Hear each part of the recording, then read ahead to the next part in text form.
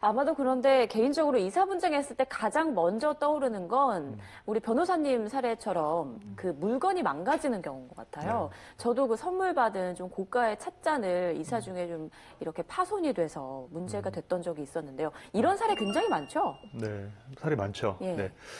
최근에 발생한 일인데요. 그러니까 그 소비자 보호원에 그 신청한 사건이었는데, 그러니까 그 개인이 포상 이사천 업체하고 계약을 맺고, 네. 그러니까 5일 전에 계약을 맺고 5일 뒤에 이사를 완료했습니다.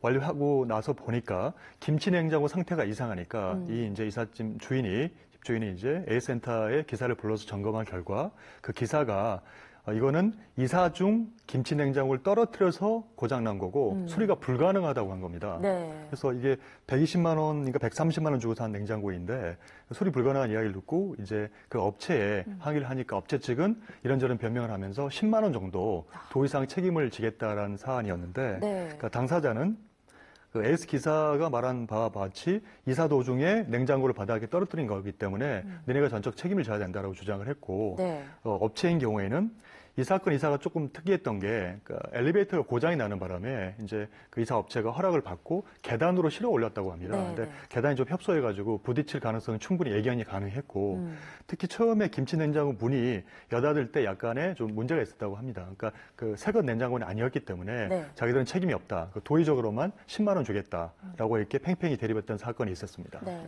사실 이런 사건들이 굉장히 좀 애매한 것 같아요. 냉장고가 사실 그 전에 고장이 난 상태일 수도 있고 이사 중에 난 걸 수도 있고 사실 이런 게 사실 확인 관계 가능한가요? 이제 합의를 통해서 해결을 해야 되겠지만 예. 굳이 뭐 소송이나 법적으로 간다고 하면 먼저 그 이동 중에 그러니까 이 냉장고가 파손됐다는 걸 그러니까 집주인이 먼저 입증할 의무가 있는 겁니다. 그래서 집주인 입장에서는 요즘에 제가 볼 때 스마트폰이 발달돼 있기 때문에 예. 스마트폰 통해서 집안 전체나 냉장고 상태를 갖다가 사진 찍거나 동영상을 이렇게 촬영할 필요가 있을 것 같고요.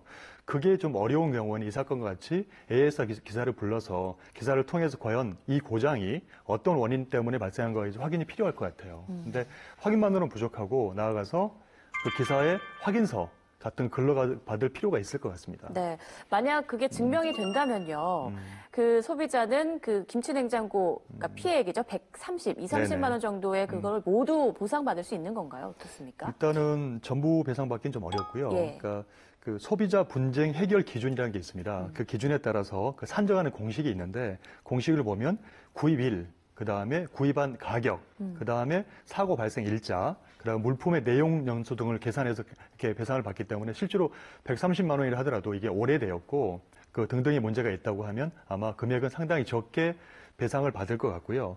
추가적으로 이제 문제는 이렇게 소비자 입장에서 그러니까 예. 이게 그러니까 그 이사하기 전에 발생한 이렇게 사고라는 게 입증이 된다고 하면 상대방 그쪽에서는 이제 그 우리 화물자동차 운수사업법이나 상법에 특별한 규정이 있습니다. 그래서 특히 상법 135조는 이동 중 손상이 아니고 제품의 손상 방지를 위한 주의 의무를 다했다는 점에 대해서 업체가 입증하지 않는 한 업체가 배상하도록 되어 있기 때문에 네. 배상은 받을 수 있어요. 그렇지만 방금 말씀드린 소비자 분쟁 해결 기준에 따라서 금액은 많이 축소될 것 같습니다.